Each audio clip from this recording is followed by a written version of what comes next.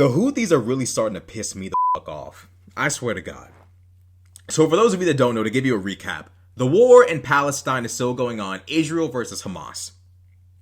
Now, because Hamas is currently losing the war, and a boatload, I believe 20,000 Palestinians have lost their lives as a result of the conflict currently, the Houthis in Yemen, a nation that's nowhere, well, reasonably close to Israel, at the bottom of the Arabian Peninsula, a nation that has nothing to do with the conflict, basically. The Houthis in Yemen have now taken to striking and attacking commercial vessels with people operating from all different sorts of countries, with ships owned by all different sorts of countries. And now the Houthis have taken to attacking an American-owned and American-operated ship and attacking an American U.S. Navy ship. So let's dive into it, because we're going to talk about not only the Houthis wilding and attacking our citizens, but we're also going to talk about Hasan Piker sitting here defending the Houthis attacking our own people and disrupting global commerce. U.S. fighter aircraft shot down an anti-ship cruise missile that was fired at a U.S. Navy destroyer in the Red Sea from a Houthi-controlled area of Yemen. And this comes just days after the U.S. and the U.K. launched strikes against Houthi targets in Yemen. The militant group vowed to retaliate. CNN's Oren Lieberman is joining us right now from the Pentagon. Oren, we're now learning what? That another ship was hit by a missile just off the coast of Yemen. What's the latest? We have seen more launches since the incident on Sunday, in which a U.S. fighter jet shot down a cruise missile that was fired at a U.S. destroyer in the Red Sea. We've just learned from U.S. Central Command that there was a ballistic missile fired against a U.S.-owned and operated vessel. The Central Command did not say exactly where this happened, but the UK Maritime Security Organization said that this happened south of Yemen. The missile fired by the Houthis struck the MV Gibraltar Eagle, a Marshall Islands flagged, U.S.-owned and operated bulk carrier that was traveling through the Red Sea, obviously one of the world's most critical waterways. Now, according to U.S. Central Command, there was minor damage to the ship and no injuries. And crucially here, the ship itself remained seaworthy, which is that it continued on its way as part of its voyage. But of course, the Houthis had promised to retaliate. They said that any U.S. or U.K. asset was a legitimate target. So this, perhaps part of the retaliation and the response that the Houthis had promised against the much more widespread U.S. and U.K. strikes that we saw on Thursday evening. So to give you context, in case you don't know, the Houthis, because they're really upset about the fact that the Palestinians are losing the war that they started on October 7th, because they're mad about the fact that the Palestinians are losing and the world is not calling for a ceasefire, they've decided to attack commercial ships, the majority of which have absolutely nothing to do with Israel. So they're attacking ships that are owned by Japan, being operated by Indian citizens, like all sorts of different countries' citizens are being put at risk traveling through the Red Sea by the Houthis. So when people sit there, when you hear them say, you know, the Houthis are responding to strikes done by the U.S. and the UK and many other nations are coordinating to attack the Houthis because the Houthis have been attacking innocent civilians trying to move goods across the Suez Canal. Now, these goods are integral to global trade and the global economy and making sure that people are taken care of, the movement of medicines, of food, of all sorts of basic needs that need to be met, that have to be met, that all civilians have these basic needs that need to be met. And a lot of these goods are in these ships that the Houthis are attacking and trying to successfully at times taking over. So Hasan Piker said this. I can't believe he said this. Him and his followers are in delusion land. Hasan Piker says this: the United States cares more about the continuation of commerce than stopping the ethnic cleansing campaign in Gaza. This is the world police. Houthis have openly stated since day one that their blockade in the Red Sea is due to the Israeli siege on Gaza and will end when Israel stops. Now, how fucking dumb is that? Hasan Piker is tripping right now. Absolutely tripping. The United States cares more about the continuation of commerce than stopping the ethnic cleansing campaign in Gaza. First and foremost, 1% of the population in Gaza has been killed. This is not a genocide. Just because you're incapable of beating your enemy does not mean you're being subjected to genocide, okay? The reality of the situation is that Hamas at the behest and support of the Palestinians, attacked Israel on October 7th. Israel responded and is currently dropping bombs on Hamas. Now, Hamas chooses of their own free will to hide among civilian targets. Now, it is not against international law to strike civilian targets if enemy combatants are hiding within them. This is why Israel is being allowed to do what they're doing without being stopped by any sort of outside interference. The United States is obviously going to prioritize people in Somalia, people in Yemen itself, people in all of these Eastern African, Middle Eastern, North African, and European countries.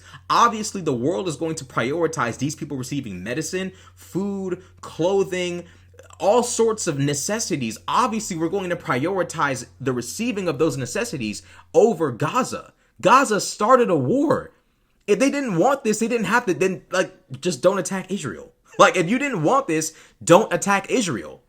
Just don't. There was a ceasefire before October 7th. Hamas chose to violate that. The world doesn't stop spinning and taking care of itself because you started a war and you're having a hard time finishing it. That's unreasonable and irrational. He goes on to say, this is the world police. Thank God we have a world police. Or would you rather live in a world where people can just do anything at any time for any reason, and the world's global economy, people's necessities are put at risk because the Houthis who live in Yemen at the bottom of the fucking Arabian Peninsula are mad about what's going on in Palestine and Israel? This conflict in no way, shape, or form affects the Houthis or the Yemeni people, and yet they're willing to put the securing of necessities, the securing of goods, of global commerce, not just global commerce, but also people receiving the goods that they need. This man is acting like these ships are moving just a bunch of PlayStations and shit. Nigga, this is real shit. They're moving medicines and food. Mind you, the UK sends supplies to Yemen all the time. Global aid goes to Yemen all the time. Necessary goods that bring about conducive lives and safe lives for people living in Eastern Africa, the Middle East, Europe, all of that is going through this canal, going through the Red Sea. It blows my mind that somehow or another you think that the world should stop taking care of itself because Palestinians are losing a war that they started. This world police critique is absolutely fucking ridiculous. Thank God we have powers in this world that can stop radical Islamic terrorists from putting the rest of the world at risk because their side of the war isn't winning the way they thought they should. You think the Houthis would be cutting up these ships and fucking up global trade if the Israelis were losing the war? Hamas already made it clear in their charter they want to see the entire destruction of the state of Israel. They chant death to the Jews. Hamas is interested in literal genocide.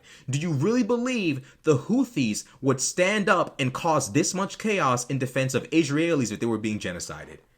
No. So we're not going to stop taking care of people in Eastern Africa and the Middle East and Europe just because the people that you want to win aren't winning. He says the Houthis have openly stated since day one that their blockade in the Red Sea is due to Israeli siege on Gaza and will end when Israel stops. So what? You say that as if that's rational. You say that as if that makes any sense. You say that as if that adds up. It don't, nigga. It doesn't add up at all.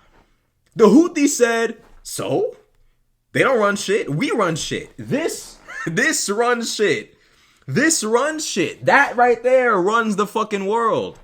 The Houthis don't run a motherfucking thing. If they want to attack commercial ships in the Red Sea and make it harder for everyone to receive the goods that they need to live conducive and safe lives, all right, fine. If that's what they want to do, fine. But we're not just going to let you do it. And just because you're doing it in the name of Gaza doesn't mean we should let you do it. Gaza started the war and they're losing the war. That doesn't make you entitled to then fuck with everybody else's lives. No, and if you want to fuck with everybody else's lives, we'll blow you up. There, the end. Radical Islamic terrorism does not all of a sudden take precedent over the world taking care of itself.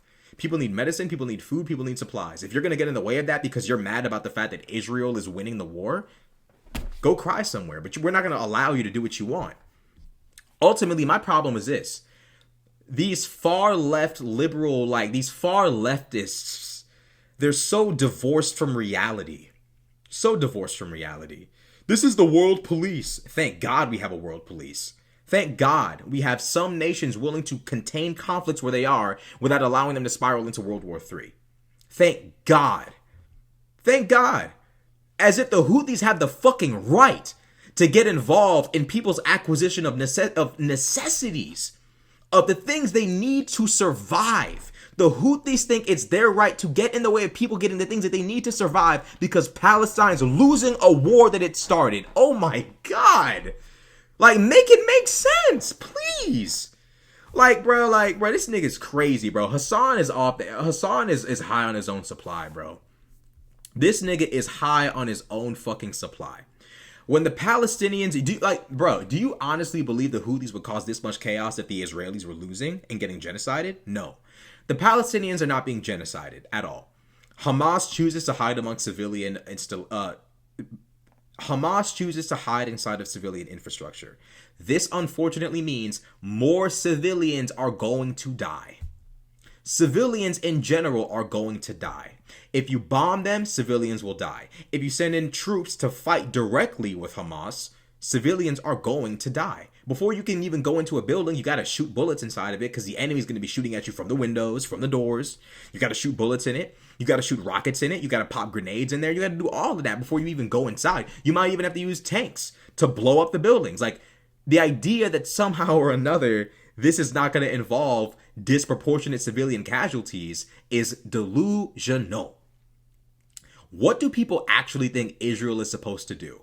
You killed 1,000, you raped, murdered, and mutilated 1,200 of our civilians, so we'll do that to yours too, and then we're even, right? Y'all are dumb. Y'all are dumb. There's no ceasefire because what's going to end up happening is Hamas is probably just going to end up resupplying, refitting, and then just do this shit again. And then we'll be rinse and repeating. The Houthis doing this is actually part of the reason why there's never going to be a ceasefire. If Hamas can do this attack, lose, and cry for a ceasefire, and then the Houthis start playing with international trade and putting American citizens at risk, innocent civilians of other people's countries at risk that are simply moving people's goods, if the Houthis are willing to put those people's lives at risk, Iran is willing to move their ships down to the Red Sea to cause even more chaos and aid the Houthis, if Palestinians attacking Israel is going to cause a global conflict that could possibly spiral into World War III, of course we're not going to offer a ceasefire. We're not going to give you the opportunity to spawn World War III a second time. Like, why do I even, why do we gotta explain this shit to these niggas? Like, y'all too old for this shit. Anyways, y'all niggas too old for this shit. Y'all grown as fuck. Anyways, that's what I believe. I don't give a fuck if y'all disagree, frankly. I don't. If you support Palestine, you're literally retarded. Like, you're literally retarded. I don't want Palestine to be destroyed. I don't believe in the idea that Gaza should be flattened. I don't believe in any of that. But if you really, if you actually support Palestine, you literally have not read anything about this conflict at all. Please. Talking about some, if the ceasefire was put in place, the Houthis would stop. Don't give a fuck about what the Houthis want. Blow them niggas up. Punk ass, hoe ass, little terrorist ass niggas. Like, fuck is we talking about? Anyways, praise God for Joseph Robinette Biden Jr. He's doing a great job. He can barely walk. He can barely talk. Probably one of the most, just out of it presidents we've ever had in a long time. But when it comes to that foreign policy, but that boy Robinette, he's on the money. So I'm fucking with Joe Biden. I'm supporting him. I'm supporting his administration. I'm fucking with his foreign policy. And that's how I feel. If you don't like it, it is what it is.